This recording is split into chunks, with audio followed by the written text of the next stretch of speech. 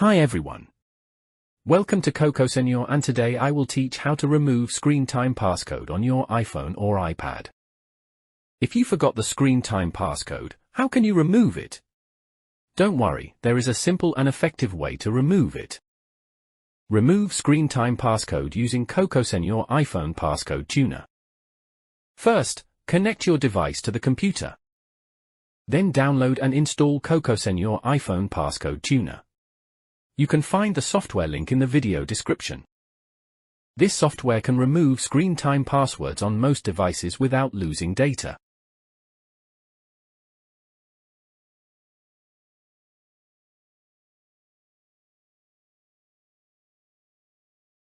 Open iPhone Passcode Tuner on your computer. On the main interface, choose Remove Screen Time Passcode. If Find My iPhone is enabled, you may need to access iPhone setting to disable it.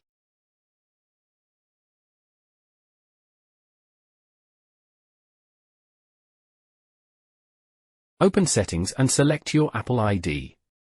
Scroll down and select Find My. Select Turn It Off here. You will be required to enter your Apple ID password to complete the turn off.